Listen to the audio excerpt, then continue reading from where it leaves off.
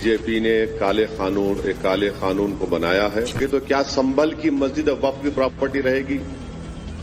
क्या ज्ञानवापी की मस्जिद वक्फ की प्रॉपर्टी कहलाएगी? क्या मथुरा की मस्जिद वक्फ की प्रॉपर्टी कहलाएगी? ऐसे ही वक्फ संशोधन अधिनियम में भी इन लोगों ने वही हिंसा कर रहे हैं, धमकी दी जा रही है, फिर अव्यवस्था पैदा करने का प्रयास हो रहा है। नया वक्फ संशोधन कानून लागू हो चुका है। आम मुसलमान कानून के पक्ष में हैं। कई राज्य सरकारें उस कानून को अमल में लाकर एक्शन भी ले रही हैं। लेकिन वक्फ कानून के विरोध में भड़काऊ भाईजान का टेप बंद होने का नाम नहीं ले रहा। वक्फ कानून को काला कानून ही नहीं बताया जा रहा है, अब तो मुसलमानों को मस्जिदों के नाम पर डराने और उकसाने की कोशिश हो रही है। वक्फ कानून के खिलाफ हैदराबादी भाईजान असदुद्दीन ओवैसी तो सीधे सीधे मुसलमानों को भड़का रहे हैं। ओवैसी डर दिखा रहे हैं कि नए वक्फ कानून से अब न संभल की मस्जिद वक्फ की होगी, न ही ज्ञानवापी मस्जिद और न ही मथुरा की ईदगाह मस्जिद वक्फ की प्रॉपर्टी कहलाएगी। अब इसका इफेक्ट ये भी होगा कि संभल की मस्जिद अब वक्फ की प्रॉपर्टी नहीं रहेगी। मैं डायरेक्ट चैलेंज कर रहा हूं भारत के प्रधानमंत्री को कि आप, मेरा सवाल आपसे है, आप जब अमेंडमेंट ये ला चुके हैं, कानून बना चुके, तो क्या संभल की मस्जिद वक्फ की प्रॉपर्टी रहेगी? क्या ज्ञानवापी की मस्जिद वक्फ की प्रॉपर्टी कहलाएगी? क्या मथुरा की मस्जिद वक्फ की प्रॉपर्टी कहलाएगी? जितने भारत में एएसआई प्रोटेक्टेड एंशिएंट मॉन्यूमेंट्स है, उसके एक्ट के तहत उसको बोलते एएसएमआर एक्ट, जिसमें हमारे शिया भाइयों के इमाम बाड़े भी हैं, आशुरखाने भी हैं, दरगाहें भी हैं। अब आप बताइए, इससे वक्फ को छीन नहीं रहे आप, और झूठा प्रोपेगेंडा बीजेपी करी, नहीं कुछ नुकसान नहीं होगा। वक्फ कानून आने से आग बबूला असदुद्दीन ओवैसी ने ऐलान किया कि इस कानून के खिलाफ 19 अप्रैल को हैदराबाद में विरोध प्रदर्शन करेंगे। All India Muslim personal law board के बैनर तले ये जलसा होगा। बीजेपी और एनडीए के सपोर्टिंग पार्टीज, चाहे वो टीडीपी हो, जेडीयू की नीतीश कुमार हो, चंद्राबाबू नायडू हो, चिराग पासवान हो, जयंत चौधरी हो, मांझी साहब हो, या फिर कुमारस्वामी हो, तो इनकी सपोर्ट से बीजेपी ने एक काले कानून को बनाया है। और ये इस बात को बताता है कि मुसलमानों पर बीजेपी उनको शक की निगाहों से देखती है। हैदराबाद दारुसलाम में 19 अप्रैल के दिन शाम में 7 बजे से 10 बजे तक all India Muslim personal law board की जानिब से वक्फ अमेंडमेंट बिल 2025 के खिलाफ एक प्रोटेस्ट मीटिंग, पब्लिक मीटिंग रखी जा रही है, और जिसकी सदारत all India Muslim personal law board के सदर मौलाना खालिद सैफुल्लाह रहमानी साहब करेंगे।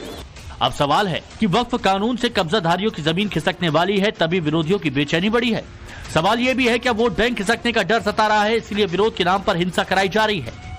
वक्फ कानून के विरोध में पश्चिम बंगाल के मुर्शिदाबाद में जो हो रहा है वो सबने देखा।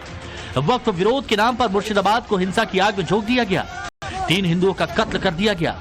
नौबत यहां तक आ गई कि राज्य में राष्ट्रपति शासन लगाने की मांग हो रही है। कलकत्ता हाईकोर्ट को इस पर टिप्पणी करनी पड़ी, लेकिन वक्फ कानून के विरोध की आड़ में जमकर सियासत हो रही है।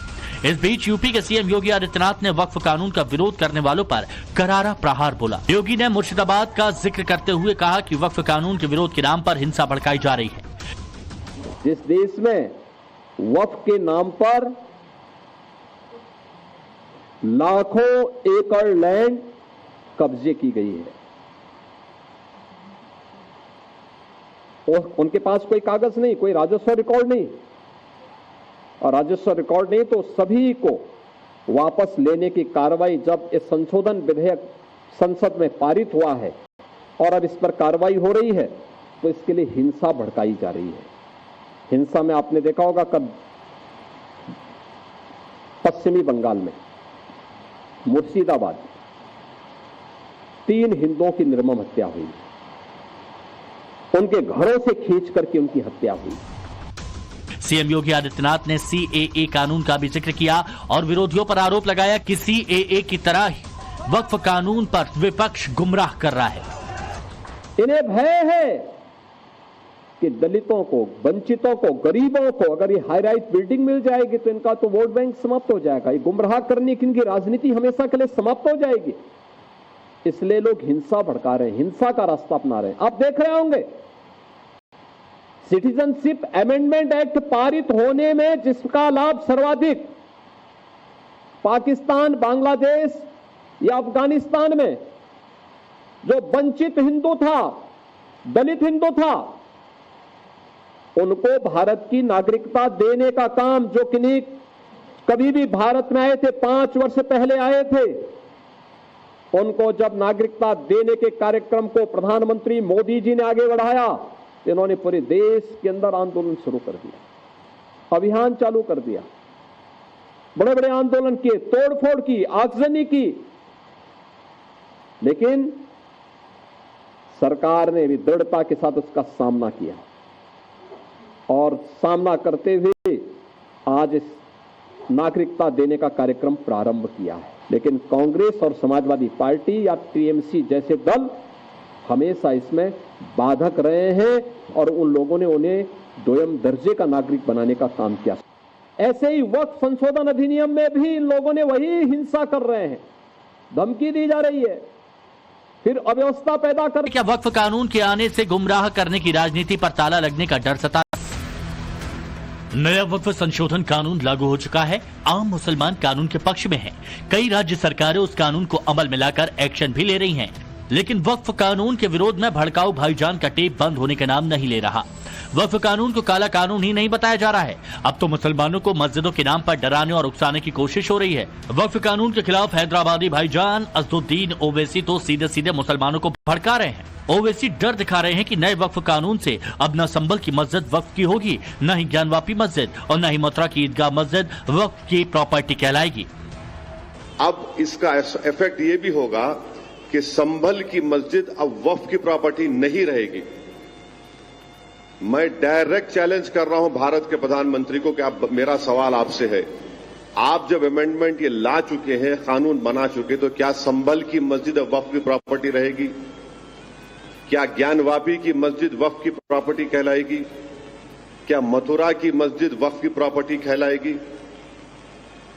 जितने भारत में एएसआई प्रोटेक्टेड एंशिएंट मॉन्यूमेंट्स है, उसके एक्ट के तहत उसको बोलते एएसएमआर एक्ट,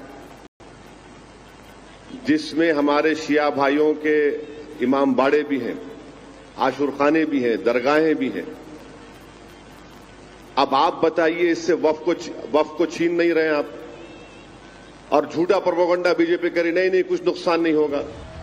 वक्फ कानून आने से आग बबूला असदुद्दीन ओवैसी ने ऐलान किया कि इस कानून के खिलाफ 19 अप्रैल को हैदराबाद में विरोध प्रदर्शन करेंगे। All India Muslim personal law board के बैनर तले ये जलसा होगा। क्या वक्फ कानून के आने से गुमराह करने की राजनीति पर ताला लगने का डर सता रहा है? क्या विरोधियों को सियासी दुकान बंद होने का डर सता रहा है? क्या यही वजह है कि संसद से पास कानून को असंवैधानिक और काला बताया जा रहा है? सवाल यह भी है कि आखिर वक्फ कानून के नाम पर सियासी शोर कब थमेगा? सबसे बड़ा सवाल है कि आखिर कब तक मुसलमानों को उकसाने, भड़काने और सियासत चमकाने का काम चलेगा? Bureau report, times now Bharat.